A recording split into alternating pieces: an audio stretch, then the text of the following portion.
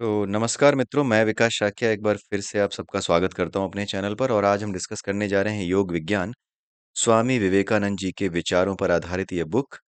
और इसका संकलन किया गया है और इसमें हम डिस्कस कर रहे हैं चैप्टर नंबर 5, जिसका टाइटल है चित्त की एकाग्रता। इसके दूसरे भाग को आज हम डिस्कस कर रहे हैं। पहले भाग को हमने पिछले वीडियो में डिस्कस किया था। तो चित्त की एकाग्रता के इस भाग में हम पिछली भाग से जहाँ पे हमने छोड़ा था, नैतिकता, वहां से फिर शुरू करते हैं। तो यहाँ पर विवेकानंद जी सबसे पहला और सबसे बड़ा जो जोर दे रहे हैं वो नैतिकता पर दे रहे हैं। नैतिकता सबसे पहली चीज है। अगर नैतिकता नहीं है तो उसके बिना कोई भी स्नान किसी काम का नहीं है। कोई भी आचरण, कोई भी धार्मिक आचरण किसी काम का नहीं है। ये तो हमें समझने में देर लगनी भी नहीं चाहिए, क्योंकि पिछले वीडियो में हमने एक चीज और समझी है। जैसे आजकल कुंभ चल रहा है तो लोग गंगा में स्नान करने जा रहे हैं, लेकिन गंगा में स्नान करने का महत्व कब है?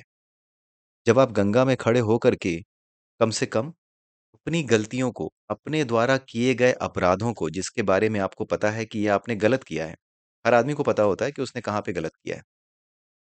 तो अपने उन अपराधों को कम से कम गंगा में खड़े होकर के उसे माँ समझ करके उसे तो बता सकते हो।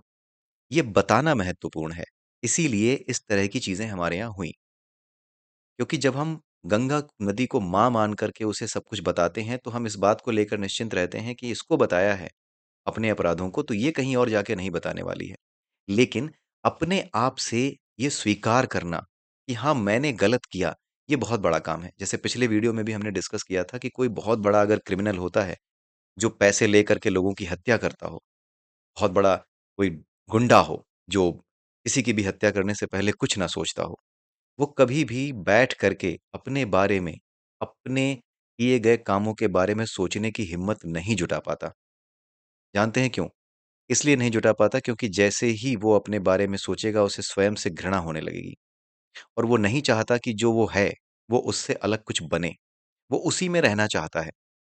इसी वजह से वो कभी भी अपने आप से बात नहीं करता। अगर वो स्वयं से बात करना शुरू कर दे, तो ऐसा हो नहीं सकता कि कुछ समय के बाद उसके हाथों से हथियार न छूट जाए, उसके हाथों से ये जो कत्ल होते हैं, ये जो बुराइयाँ होती हैं, ये बुराइयाँ उसके हाथों से होना बंद ना हो जाएँ।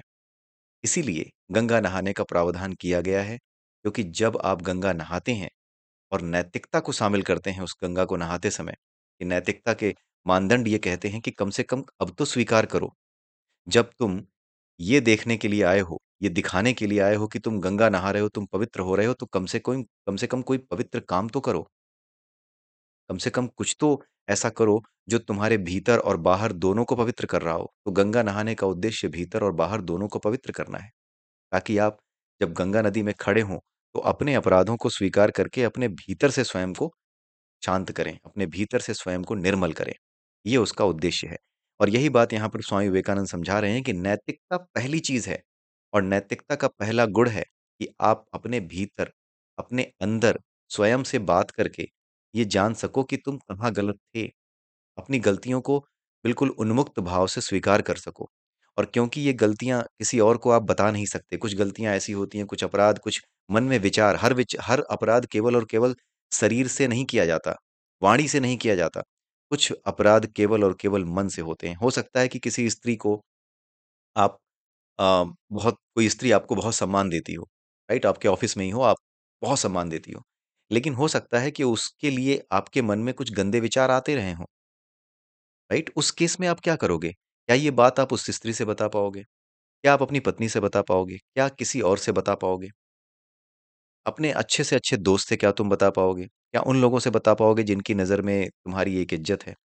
नहीं बता पाओगे। लेकिन ये गलती जो तुमने की, इसको कहीं तो तुम्हें निकालना होगा, कहीं तो तुम्हें स्वीकार करना होगा, राइट?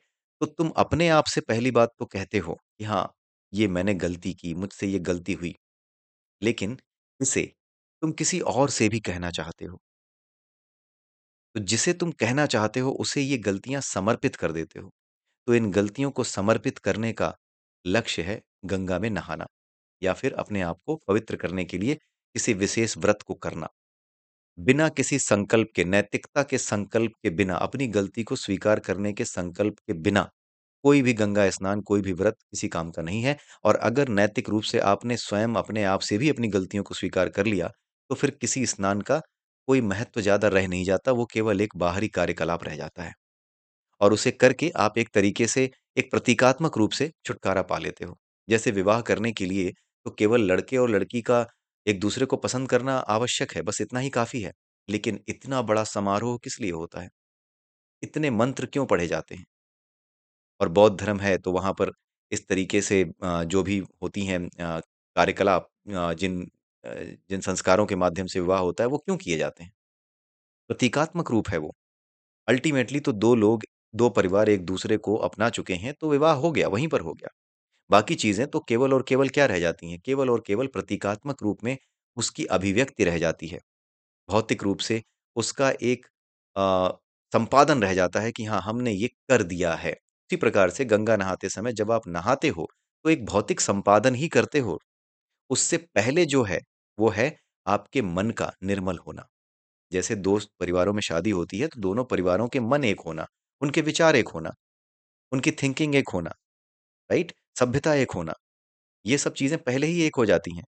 विवाह तो ऐसा थोड़ी है कि विवाह के बाद ये सब चीज़ें होती हैं, विवाह के पहले ही ये मन, ये दिल, ये परिवार एक हो चुके होते हैं। विवाह तो केवल और केवल जो शादी का समारोह होता है, वो तो केवल और केवल एक प्रतीकात्मक रूप होता है। आई होप कि आप समझ रहे होंगे, वो केवल एक प्रतीकात्मक अभिव्यक्ति होती है। उसी प्रकार से गंगा में नहाना एक प्रतीकात्मक अभिव्यक्ति है। उससे पहले ही नैतिकता अगर आपके भीतर आ गई है, तो आपका गंगा नहाना सफल है और नहाने में कोई बुराई भी नहीं है। लेकिन भीतर से आपने अपने आप को स्वीकार किया है, अपनी गलतियों को उन्मुक्त भाव से आपने स्वीकार किया है, तब जाकर के ये बात आपको फ़ायदा पहुँचाएगी। गंगा में खड़े होकर के उससे अपने बातें बताना कि मैंने ये गलत किया, मेरे इन अपराधों को आप ले लो, मेरे इन अपराधों को आप ले लो, मैं ये अपराध अपने पास नहीं रखना चाहता। मैं इन अपराधों को अपने पास नहीं रख पा रहा। मेरे पास कोई इतनी हिम्मत नहीं है कि मैं इन अपराधों का बोझ उठा सकूँ, मैं आपको दे रहा हूँ। अर्पण कहाँ करोगे? अपने अपराधों को अर्पित कहाँ करोगे? अपने अपराधों को स्वीकार करने के बाद, स्वीकार कर लेने से बात खत्म नहीं हो जाती, वहाँ पे आपका मन निर्मल हो जाता है, लेकिन स्वयं से उन अपराधों को दूर कर लेने के लिए, उन अपराधों के अपराध बोध को भी समाप्त कर देने के लिए, आप किसी न किसी पवित्र चीज़ का सहारा लेते हो, कि आप ये लो मेरी तरफ से, ये सारे मेरे अपराध हैं, ये आप ले लो, ये मैं नहीं उठा पा रहा हूँ इनका बोझ, आप इन अपराधों को ले लो, आप जो चाहो सो करो, लेकिन ये मैं आपको अर्पित करता हूँ। ठीक वैसे ही जैसे एक अपराधी सामने स्वीकार कर ले सब कुछ, कि जज साहब मुझसे ये गलती हुई है, मैं पूरी तरह से इस गलती को मानता हूँ, अब आप जो चाहें सो करें, मैं अपनी गलतियाँ आपके सामने रख रहा हूँ। इन्हें आप ले लो और लेने के बाद जो भी आपका निर्णय है वो करो। तो गंगा नहाने का और किसी व्रत को रखने का ये उद्देश्य है, कि अपनी गलतियों को स्वीकार करके किसी को अर्पित कर देना। अर्पित कर देना यानी पहले तो स्वीकार किया, जिससे आपका मन निर्मल हुआ। अर्पित करने का अर्थ है कि अब आप पश्चाताप के लिए तैयार हो। मन से अपने आप को पश्चाताप के लिए तैयार कर लेना, राइट?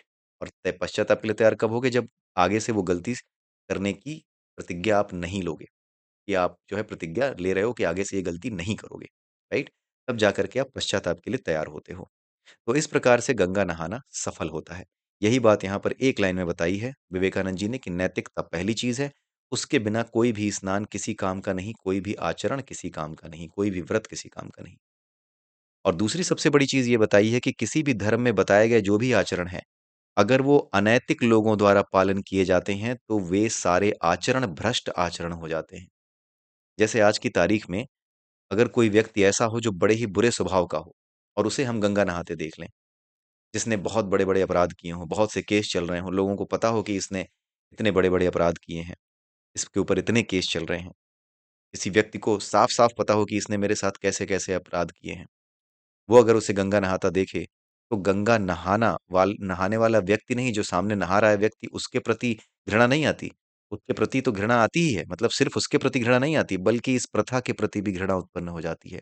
यही बात यहाँ पर विवेकानंद जी कह रहे हैं कि किसी भी धर्म में बताए गए आचरण का पालन जब अनैतिक लोगों द्वारा किया जाता है, तो यह भ्रष्ट हो जाता है।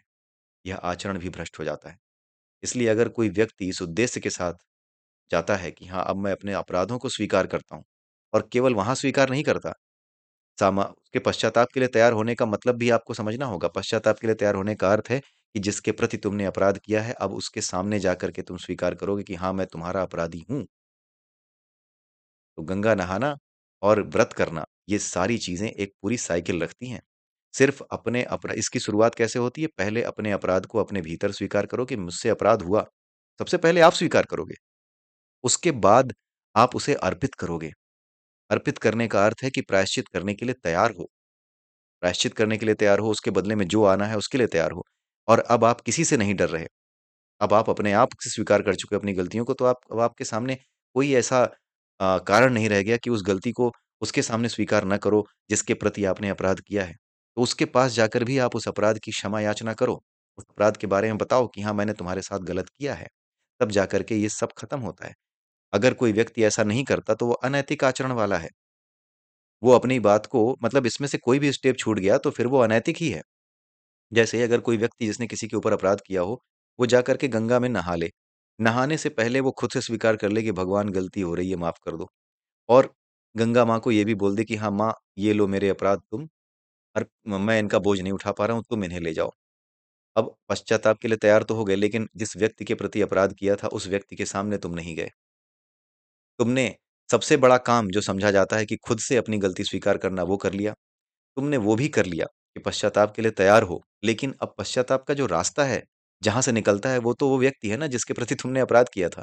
तो वहाँ भी अगर तुम नहीं गए, मतलब 3 स्टेप में से एक भी स्टेप तुमने छोड़ा, तो फिर तुम्हारा आचरण अनैतिक है।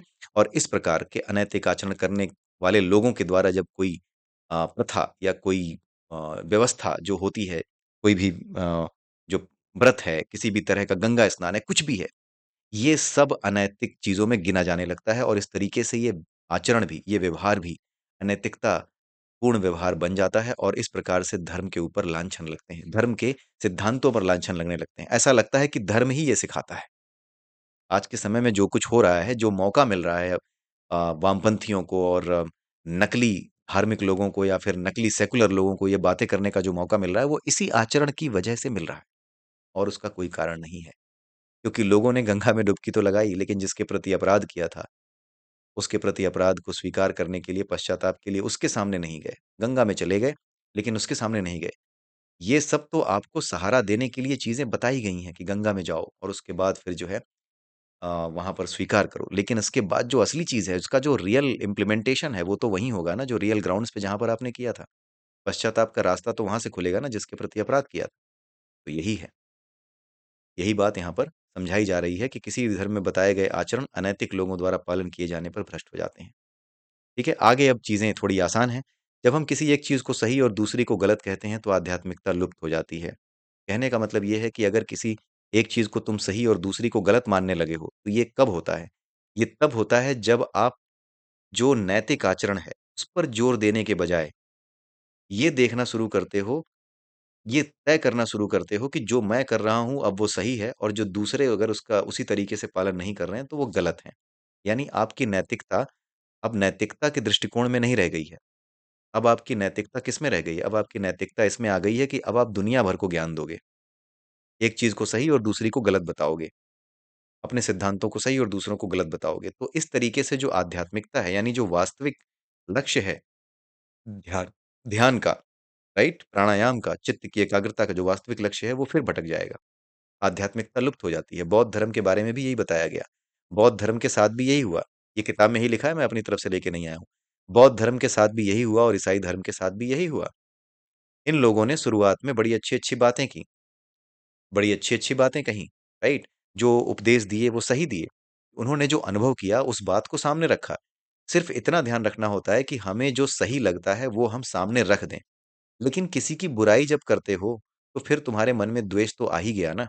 आपका आपकी एकाग्रता केवल और केवल अपने मन की निर्मलता पर होना चाहिए। जब आप दूसरों के भीतर दोष देखते हो, तो गंदगी देखने पर आप अपने मन की निर्मलता को समाप्त कर रहे हो।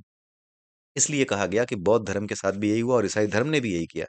ईसाई धर्म भी पहले सही चला, लेकिन बाद में उसने आलोचना शुरू की। बौद्ध धर्म भी यही करता था।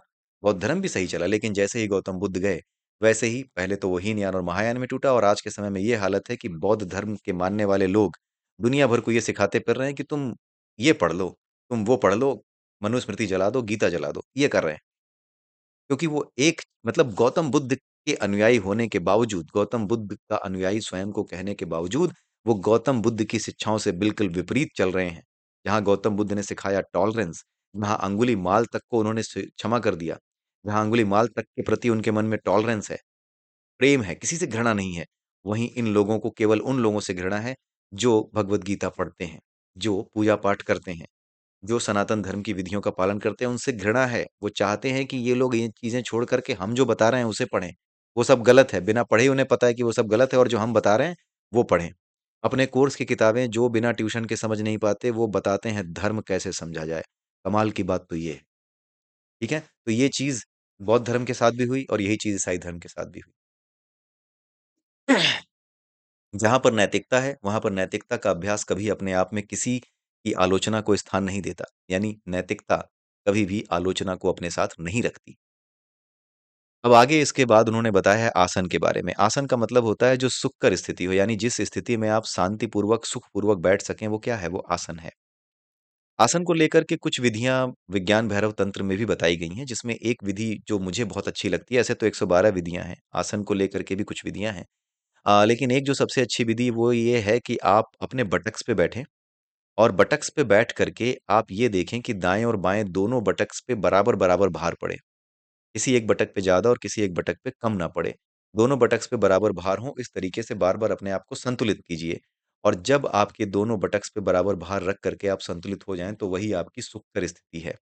अधिकतर आपने देखा होगा कि जैसे गौतम बुद्ध को भी आपने देखा होगा, वो उसी तरीके से बैठे दिखाई देते हैं। बिल्कुल शांत, स्थिर और दोनों तरफ ऐसा लगता है कि बराबर-बराबर भार को वितरित किया हुआ है अपने बटक्स पे। तो इस तरीके से बैठें, ये एक विधि बताई गई है विज्ञान भैरव तंत्र में भी। और इस स्थिति में बैठने पर ही अगर आप इस सुखकर स्थिति में बैठ पाते हो और केवल शांति से बैठ पाते हो, तो इस स्थिति में भी आपको अपने भीतर बोध का अनुभव धीरे-धीरे होने लगता है। केवल बैठने से, केवल आसन का इतना महत्व है कि वहाँ पर भी बोध की स्थिति अपने आप आने लगती है, धीरे-धीरे बोध आपके भीतर जागृत होने लगता है, सुखकर स्थिति में बैठने पर। आगे यहाँ पर बताते हैं, आसन के बाद बात आती है प्राणायाम और ध्यान की। तो आगे विवेकानंद जी कह रहे हैं कि भारत में जब बच्चे पढ़ने जाते हैं, तो उनको 1-2 प्रार्थनाओं के अलावा कुछ नहीं सिखाया जाता, राइट? जैसे त्वमेव माता च पिता त्वमेव, ये हम अपने स्कूल की प्रार्थना में गाते थे, राइट? तो यही चीज़ विवेकानंद जी बता रहे हैं कि 1-2 प्रार्थनाएँ ही सिखाई जाती हैं बच्चों को जब वो सीख रहे होते हैं, जब वो सीखना शुरू करते हैं। लेकिन उसके बाद वो क्या करते हैं, अलग-अलग लोगों से मिलते हैं और एक दिन कोई ऐसा उन्हें मिलता है जिससे मिलकर लगता है कि हाँ, यही मेरे गुरु हैं। ऐसा नहीं है कि वो तय करता है कि ये मेरे गुरु हैं। एक ऐसा भाव आता है समर्पण का कि हाँ, यही हैं, जो मेरी हर समस्या का समाधान कर सकते हैं, जो मेरे हर प्रश्न का जवाब बन सकते हैं। एक ट्यूनिंग होती है गुरु के साथ। ऐसा नहीं है कि एक गुरु पूरी दुनिया का गुरु हो सकता है। आपने देखा होगा श्री कृष्ण के गुरु कोई और थे, किसी और का गुरु, राम जी के गुरु कोई और थे, किसी और का गुरु कोई और है। उसी समय सुदामा और जो है साथ में पढ़ते थे भगवान कृष्ण, दोनों ही साथ पढ़ते, दोनों के ही गुरु एक थे। लेकिन उसके अलावा दूसरे जो लोग थे, अर्जुन का गुरु कोई और था। तो इस तरीके से अंत में जाकर के भले ही भगवान कृष्ण अर्जुन के भी गुरु बने, लेकिन हर किसी का गुरु अलग-अलग होता है। क्योंकि गुरु वही होता है जो आपकी जो चित्त की प्रवृत्ति है, उसके साथ अपने आप को ट्यून करके ये समझ सके कि आपकी चित्त की प्रवृत्ति को निर्मल करने के लिए, आपके चित्त को निर्मल करने के लिए, उसको स्वच्छ करने के लिए उसे क्या करना होगा, वो समझ जाता है क्योंकि वो आपकी फ्रीक्वेंसी पकड़ लेता है। हर गुरु अपने-अपने शिष्य की फ्रीक्वेंसी पकड़ लेता है। तो वहीं पर जहाँ पर शिष्य को ये पूरा विश्वास होता है कि हाँ, इन्होंने मेरी फ्रीक्वेंसी पकड़ ली है, ये कुछ ऐसी बातें कहते हैं जो सिर्फ़ मुझे पता है।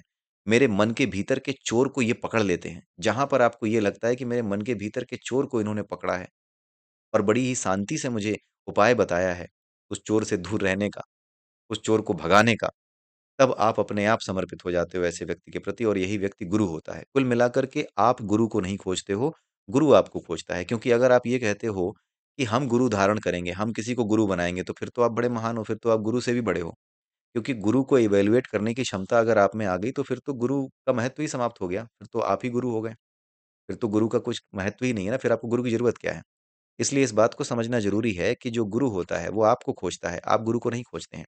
और गुरु आपको खोजता है, इसका अर्थ यही है कि आपको ये एहसास दिला देता है, एक व्यक्ति ऐसा होता है जो आपको ये एहसास दिला देता है कि तुम्हारे मन में भीतर बैठे हुए जो तरह-तरह के चोर हैं, जो तरह-तरह की गलतियाँ हैं, जो भाव उठते हैं तुम्हारे भीतर, उन भावों को मैं पढ़ पा रहा हूँ, उन भावों को मैं देख पा रहा हूँ। वैसे ही आपको ये पता चलता है, पता तो चल ही जाएगा, क्योंकि वो ऐसी बातें करते हैं गुरुदेव, जो गुरु होते हैं, जो सामने वाला होता है ऐसी बातें करता है कि आपको पता चल जाता है कि हाँ यार, यही तो मैं सोच रहा था, ये तो मेरे भीतर के मन के चोर को पकड़ बैठे हैं और इसके बाद भी मुझ पे नाराज नहीं हो रहे, इसके बाद भी मेरे साथ अच्छा व्यवहार कर रहे हैं। तो समझ में आ जाता है कि यही मेरे गुरु हैं, क्योंकि जो अच्छा व्यवहार कर रहा है इसका मतलब ये है कि उसे ये पता है कि मेरे भीतर जो कुछ हो रहा है वो मैं नहीं कर रहा हूँ। मैं उसको करने के लिए मजबूर हूँ। कुछ ऐसा है, कोई ऐसा है जो मुझे करने पर मजबूर करता है। तो वो जो कोई ऐसा है जो करने पर मजबूर करता है, उसी ऐसे को यानी उसी चित्त को ये ठीक कर सकते हैं। उसको सही लाइन पे ला सकते हैं। तो उसी को आप गुरु धारण कर लेते हो, उसी को आप गुरु मान लेते हो, समर्पित हो जाते हो उसके प्रति। ठीक है? तो इसलिए सबसे पहले गुरु आपको एहसास दिलाता है कि वो आपके भीतर के चोरों को पकड़ रहा है, आपके भीतर के भावों को देख रहा है। ये एहसास आपको ऐसे व्यक्ति के साथ जो कि आपका गुरु बनने वाला है, उसके साथ रह कर के अनुभव होने लगता है। तो सबसे पहले गुरु आपको अनुभव कराता है यानी गुरु ही इनिशिएट करता है, राइट? गुरु ही इनिशिएट करता है इस प्रोसेस को जहाँ पर आप गुरु धारण करते हो। इसलिए गुरु ही अपने शिष्य को खोजता है, शिष्य कभी गुरु को नहीं खोज सकता। हर किसी का गुरु अलग हो सकता है, एक ही परिवार में भी हर किसी का गुरु अलग-अलग हो सकता है।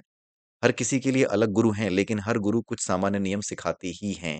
कहने का मतलब ये है कि चाहे कोई गुरु किसी का हो, इतनी भी क्षमता उसमें हो, कुछ भी करता हो, किसी का भी गुरु बन सकता हो, उसके भावों को पकड़ सकता हो, लेकिन कुछ सामान्य नियम ऐसे होते हैं जो वो सिखाते ही हैं, जैसे प्राणायाम और ध्यान। ठीक है? तो प्राणायाम और ध्यान इन दोनों के बारे में बताया, यहाँ पे बेसिक इन्फॉर्मेशन दे रहे हैं विवेकानंद जी। उसके आगे उन्होंने बताया कि धारणा के विषय में। प्राणायाम और ध्यान तक आ गए हैं, ध्यान के बाद आता है धारणा। धारणा में क्या किया जाता है कि अपने चित्त को, अपने मन को किसी एक जगह पे ठहराना होता है, राइट? किसी चीज़ का सहारा लेना होता है।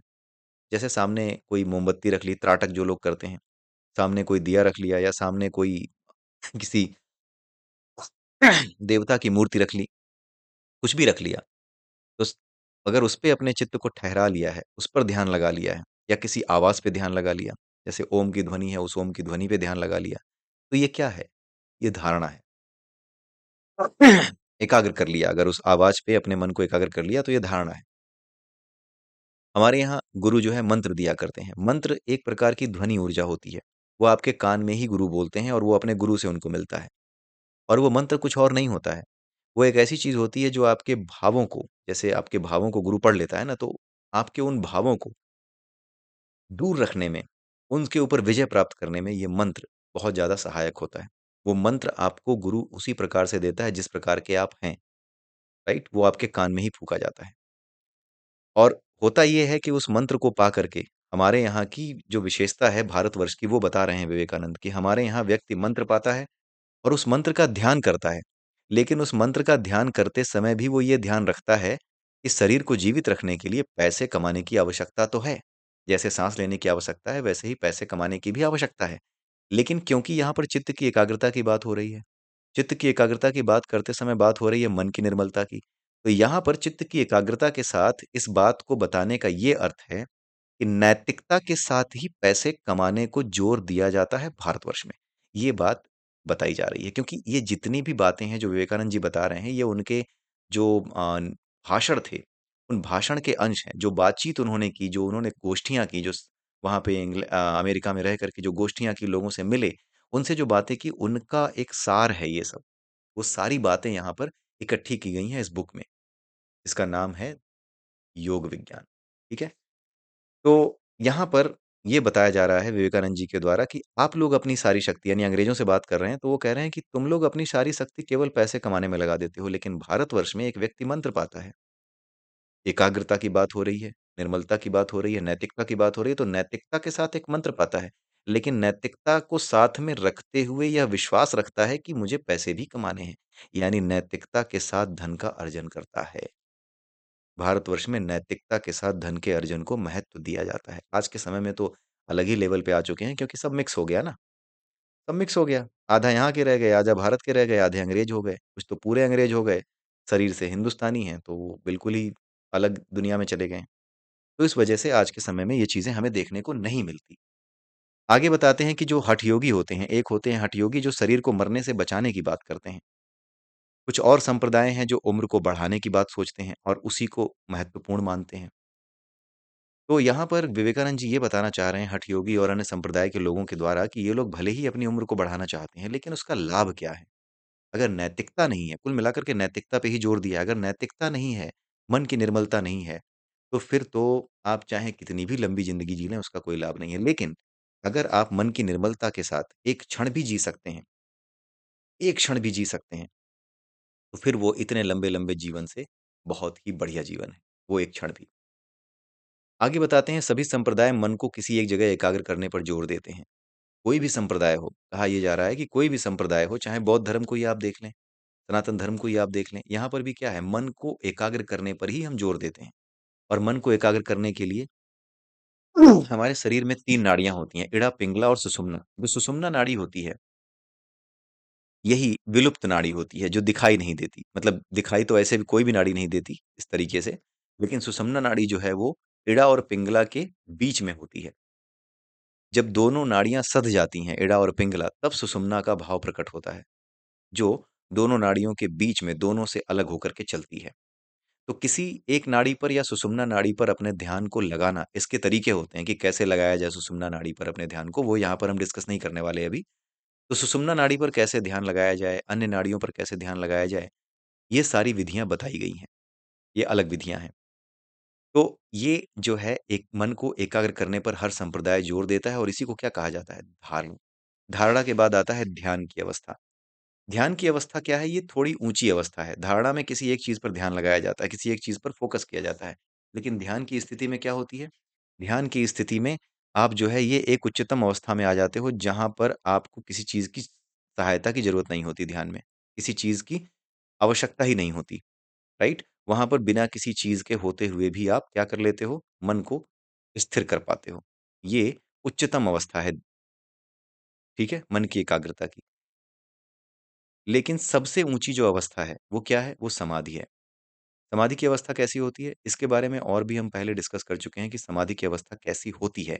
लेकिन इस अवस्था को समझने के लिए एक उपनिषद है जिसका नाम है मांडूक्य उपनिषद। उस मांडूक्य उपनिषद में ये बताया गया है कि जो हमारे चेतना की अवस्थाएँ हैं, वो 4 हैं। एक हमारी स्थिति है जब हम जाग रहे होते हैं। जिस समय मैं आपसे बात कर रहा हूँ, ये चेतना की जागृत अवस्था है, जिसे वैश्वानर अवस्था कहते हैं। दूसरी अवस्था है जब हम सपनों वाली नींद में होते हैं, उसे तेजस अवस्था कहते हैं। तीसरी अवस्था होती है हमारी बिना सपनों वाली नींद की अवस्था, जिसे ब्रह्मलीन अवस्था कहते हैं। और इन सभी अवस्थाओं का जो द्वार होता है, सबसे ऊँची जो अवस्था होती है, उसे तुरीय अवस्था कहते हैं। वो तुरीय अवस्था ही क्या है?